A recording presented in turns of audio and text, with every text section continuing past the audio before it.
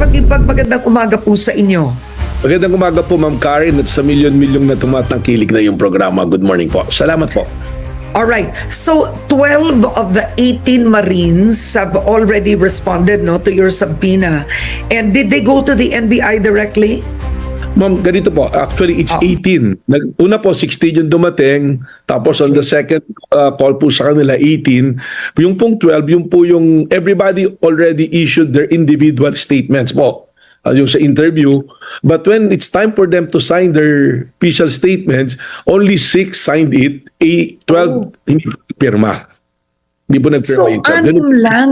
Sa 18, 6 lang ang pumirma ng affidavit nila. Parang ganun.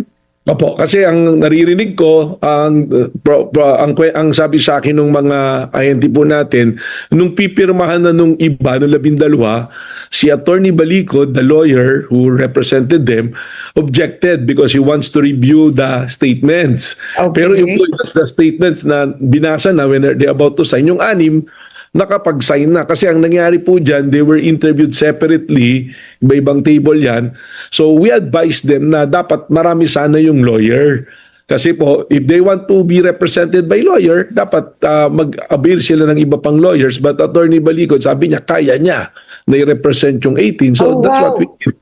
And the entire proceedings, Ma'am Karen, I have to mention it on the onset na yun pong interview nila is fully recorded with their consent. So ibig sabihin po, naka-record naman po yan for the purposes po ng documentation, and eventually, alam na po natin, meron laging he said, she said na nangyayari.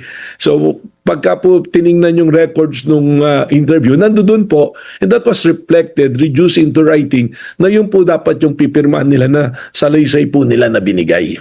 Okay. Now, may value ba ang testimonya o aligasyon na hindi pinirmahan ng isang testigo? Halimbawa, yung right now, yung 12 na hindi pumirma, how would you weigh that testimony if they did not sign it? Well, sabi ko nga po kanina, may recording, so that is a voluntary statement. Wala namang pumpilitan at takutan na nangyari. So once it's presented to any agency, like halimbawa sa Office of the Prosecutor, sa Korte, I think it's the court who will decide what is the probative value ng mga statements po nila.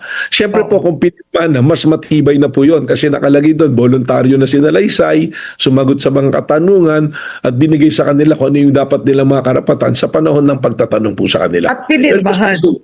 Pinirmahan po. So yung mga pinirmahan po, yun, medyo mas mataas na po. Yung pag sinabi mo yung weight of evidence, mas mataas na po yung may pirma dahil voluntary. Kasi ang magiging tanong pa naman po sa korte niyan or sa office ng prosecutor, pag tinanong, pinilit ka ba rito, pinirmahan ka, ano bang circumstances surrounding dito? Kaya naman po, naririnig ko sa social media, sa mga ibang interview nila, Attorney Balicod, meron silang mga paliwanag na sinasabi, yun po, ang mag-a-assess na po nun, kung saan po namin ipipresenta yung naging findings po ng National Bureau of Investigation. Okay, so just to clarify, the 18 Marines aren't under your custody. They are, tama ito, no? They are, sino nag-aalaga sa kanila, sir? It's Attorney Balicod. They are not under custody. In fact, yes, opo, magkakasama po sila. In fact, doon sa isa pa sa mga na-interview, sinabi nga, they were being housed sa isang safe house dyan sa White Plains. And when we check kung kanino yung bahay ng White Plains, alam na po namin kung sino may-ari. Sino yun? Sino yung bahay sa White Plains? Si Mike, is it Mike Defensor? Dapat tinanong niyo po kanina sa kanya. Hindi ko, kasi ang kinlaim lang niya is transportation. Well, meron po kaming report. We just have yet to validate kung kanino talaga nakarehistro po yung bahay. Ano po? Oo. Pero do you know who? Yes, we have given the information. We just like to be 100% certain kung kanino po yung bahay na yon. Okay. Pero doon sa isa sa mga Marines po yon na sinabi na doon sila at sila magkakasama noong January pa po. Now, does it affect the credibility of the 18 Marines hypothetically if, let's say, they are being housed by either Mike Defensor or anybody in that political sector, does that affect the credibility or the truth of the allegations? Kasi Yun na syempre, kung mga ex-Marines to, mga walang pera din yan. I mean, alam niyo naman ang kwento ng testigo sa Pilipinas. Kailangan ang testigo sa Pilipinas inaalagaan dahil, alam mo yun, they're, Manaway po, ganun, ano po. yeah, Yun po yung- regardless of the issue, ha. I mean, in my 32 years as a journalist, ang testigo sa Pilipinas, lumalakas ang loob. Kapag alam niya kahit papaano, alam mo yun, hindi siya mamamatay, protektado siya. It's Ano naman po yun? practical.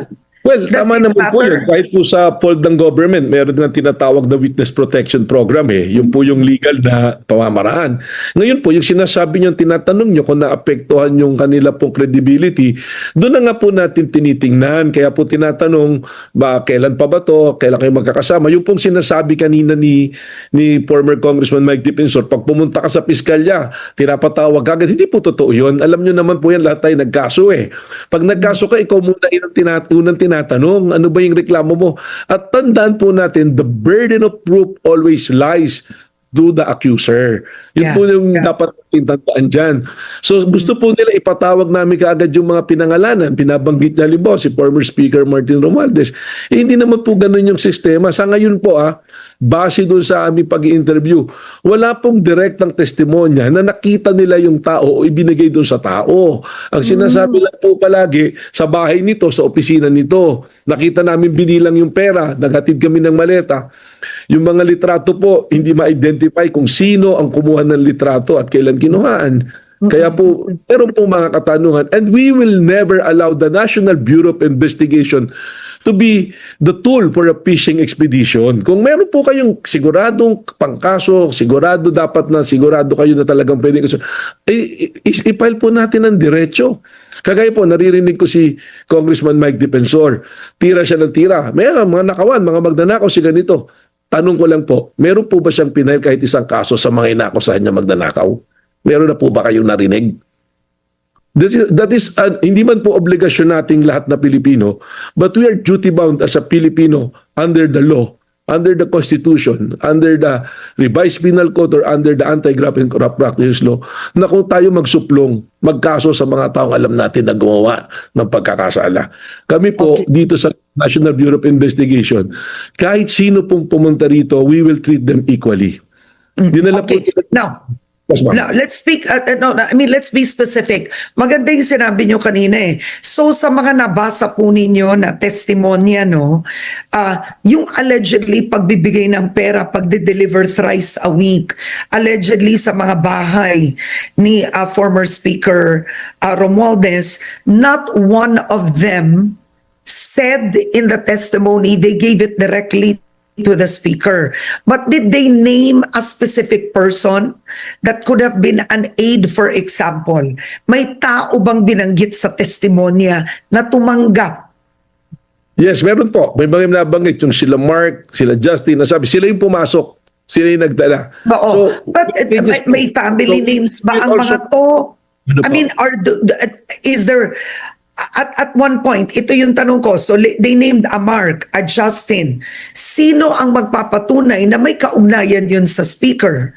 Kailangan po Papatawag natin nyo ba? silang tawag. Papatawag nyo ba yung Mark at Justin? Or how does this work? Ama po, pagkatapos po naming mabalidate kung ang kanilang testimonya o pagtuturo sa mga tao ay talaga namang meron pong basihan, may ebidensya, papatawag po natin. Katunayan po, ma'am, yung pinangalanan po nila na air taxi, kagaya po nun, we sent as a pinadusis tecum.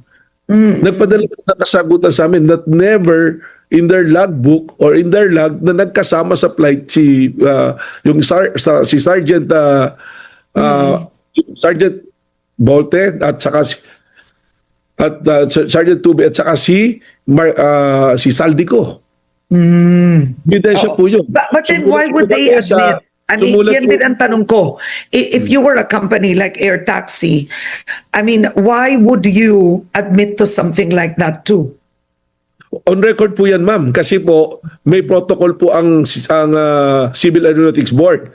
at ang Manila International Airport Authority. If you recall, ma'am, I work in the Manila International Airport Authority before as general manager. Wala pong tumitake off lumalanding kahit chopper lang dyan na wala pong mga pangalan ng pasahero. Lahat po yan ay inilalag po. And other than that, meron din po kami mga binanggit nilang lugar na pinuntahan nila ng mga private villages. We also issued sa Pinadusis Tecum kung merong mga ganitong pangyayari. It was not confirmed. Wala pong ganon na sinasabi. So, mas marami pong doubts. That's why sinabi ko po kanina, hindi ko po papayagan yung ahensya na gagamitin ng mga nagrereklamo na kami ang maghanap ng ebidensya na ganyan. Kasi kami naman po yung hahabulin. Kami naman ang mananagot. Pero hindi ba trabaho ng NBI maghanap ng ebidensya? I mean, I'm curious. It's like the FBI, right? The FBI is proactive in looking for evidence once they feel that a certain individual is committing a crime. Yes, Right? ma'am. We've seen it in so many documentaries. Hindi nyo ba trabaho yun? Yes, ma'am. Trabaho po. Kaya nga po nag-issue kami ng subpoena. Pero ang sinasabi ko po rito, taliwas sa sinasabi po nila Attorney Balikod at former Congressman Mike Defensor na dapat ipatawag namin kaagad yung mga tao na binabanggit. But in order to reach point 10, we must start from point 1. Sila po yung nagreklamo. Sino po yung una nating tatanungin? Pinangungunahan na po nila yung ebidensya. Pinanunuhan na nila yung ahensya. Kaya nga nagkakaroon po tuloy na pag-iisip yung mga tao. Nagkakaroon na ng mga konklusyon na ganito yung nangyari nang hindi pa po tapos ang investigasyon. Okay, Kaya sir, yung anim na ex-Marines, sabi niyo yung anim na ex-Marines, they signed an affidavit. So their testimony has more weight. Just generally, Tono, yung anim na ex-Marines, ano ang naging center ng affidavits nila? Kasi tatlo binanggit ni Mike Defensor, di ba? May Luistro, na nabigyan ng pera, may Trillanes, nabigyan ng allegedly ng pera, at itong mga Martin Romualdez, etc., of the flood control. So, yung anim na pumirma, ano po yun? Ano yung center ng affidavit? Alam niyo po, ang tinanong namin sa kanila kung ano yung mga partisipasyon po nila, isa-isa doon. So doon po sa anim, sa totoo, I'll be very honest with you, Ma'am Karen, pinafinalize po namin yung buong report. Kabuuan na po nung 18 po. So isa-separate po namin, ito yung pumirma, ito yung hindi pumirma, at kung ano yung participation. Ang ginawa po kasi namin yan, yung affidavit consists of 36 pages, kasama na yung annexes, yung joint affidavit po nila ng February 23, hiniwalay po namin. At tinanong namin, ano yung participation mo dito? Saan ka rito? So ano yung recollection mo? So doon po, ang lumalabas po talaga, based po doon sa joint affidavit at sa mga personal salaysay nila, wala pong personal encounter doon sa mga inaakusahan nila. Except that laging nga nila binabanggit, parang may conduit, may dinadaanan po na ganito. At sinasabi nila, ito, bahay ni ganito, bahay ni ganyan. Pero never the time that it was established na nung dumating doon, nandoon yung mga taong pinaparatangan po nila. Ganun po yung nangyayari dito. Ngayon, siyempre sinasabi po nila, bakit yata parang inaangguluhan pa? Narinig ko po mismo kay Attorney Balikod na sinasabi destabilizer sila. Wala naman po kaming sinabi na destabilizer sila. Hindi ko alam kung saan nanggaling.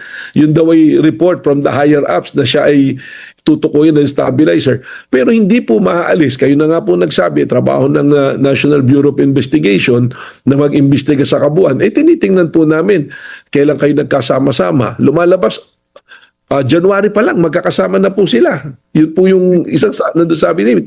Lumabas sila February 23. Kailan sila nagtrabaho talaga. At out of 103, bakit 18 lumabas? Plus 1 si Gutesa. Na ngayon, sinasabi nila, tinakot si Gutesa, binawi yung testimonya. Napakahirap po nung gano'n na sitwasyon eh. Ang sa amin, we are making a balance based on what we have na prinisinta po nila. And we go beyond that also by exercising our power of issuing subpoena. Subpoena to the person, subpoena to the documents. Ganun naman po yung ginagawa namin dito. Ako lang ang challenge. Director Matibag, how do you then assure the how do you assure the public for example, that you personally and the NBI will be uncompromised given you were appointed under this administration. I mean, wag na tayo maglokohan, Pilipinas ito. Right? I mean, you were appointed as NBI director under this government. I mean, you're only human. How could you assure the public, ang hirap maging parang justice yan eh. The minute na appoint ka, you have to really take your office seriously to the point that you serve the Filipino people. But in the end, people will start to feel, what do you expect with this case from the NBI and appoint siya under this administration? Some people might think you're protecting, right? So how do you balance that? How do you then prove that you are absolutely impartial, that you want the truth, that you want justice to be served? Ma'am, ang sagot lang po dyan is that the Bureau has been transparent from day one dito sa 18 na to.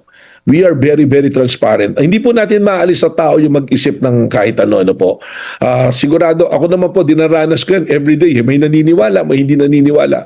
But at the end of the day, we must be faithful to the mandate. Ako naman po, ang request ko lang palagi, judge me on my performance. Nanggaling na po ako, iba-ibang administrasyon naman po yung pinaglingkuran ko eh.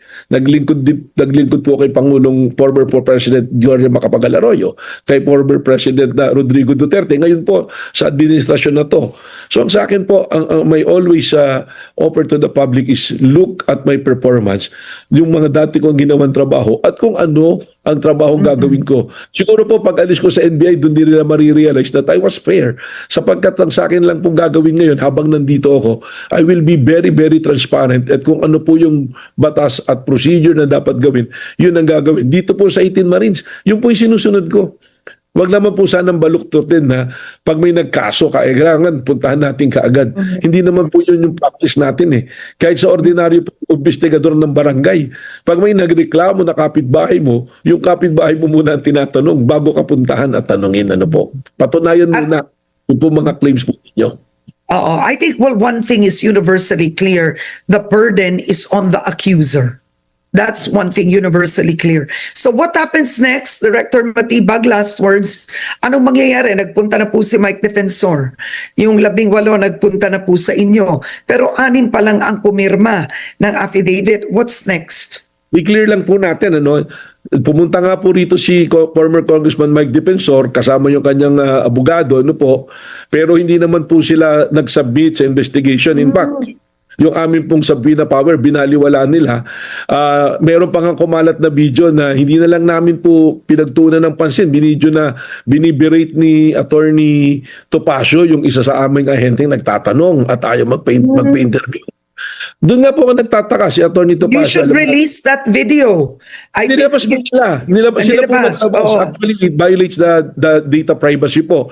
Nagtataka nga po kay Attorney Topacio, malaking tao siya pero bakit maliit ang pangunawa niya sa mga ganyang bagay? Yun po yung nakapagtaka. Tapos nandirito na sila, sabi ni Mike Defensor, ba't pati asawa ko pinatawag? Hindi po kami ang naglagay sa sitwasyon na yung sa asawa niya. Pinagamit niya yung sasakyan doon sa 18 Marine, nakarehistro sa pangalan ng asawa niya. Kailangan naming tanungin because we want to know the circumstances surrounding that. We have to clear them kung ano talaga yung nangyari. So doon sa 18, I appreciate nung unang pumunta, hindi po ayaw pag-usapan yung joint affidavit nila. Nung bumalik, pinag-usapan na. Hindi nga lang po pinirmahan. They have their own reasons. May mga report na po pumapasok sa amin. Siguro, kaya ayaw pirmahan nung iba na gusto na rin, iba gusto pumirma, gusto na rin nilang matapos kung saan talaga papunta yung investigation. Tatapusin po namin ito. We will submit to the public kung ano yung findings ng NBI at kung ano po yung mga dapat pa mga susunod na hakbang gagawin po namin, Ma'am Karen. And we will report it to the public. Sa tulong po ninyo, ipapalam po namin. Wala po kaming itatago dito. At lagi ko po sinasabi, we are not protecting anybody. The NBI is for the people po. Marami pong nagreklamo rito. Doon pa lang po sa cyber cases namin, we have 25 cyber cases every day in the average po. Yeah. At makita nyo naman, Ma'am Karen, I think the public will see. Doon na po sa tinatanong nyo, paano masabing fair kami. Hindi lang po itong 18 Marines ang kasong hinaharap namin.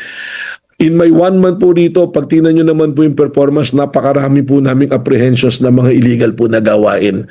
Pati mula po sa tumakas, mula po sa terrorism, mga peke po na goods, drugs, human trafficking, sexual abuse sa mga bata. In 30 days, may 30 days po, yan po yung naging performance na po ng Bureau. So wala po kami itatago sa inyo. Pumunta po kayo sa amin and we will treat you the same way that we will treat anyone na pumupunta tumingi po ng tulong sa NBI po. On that note, I want to thank you so much, NBI Director Melvin Matibag, and good luck, sir, with this investigation. I think the people are watching. Maraming salamat po, sir.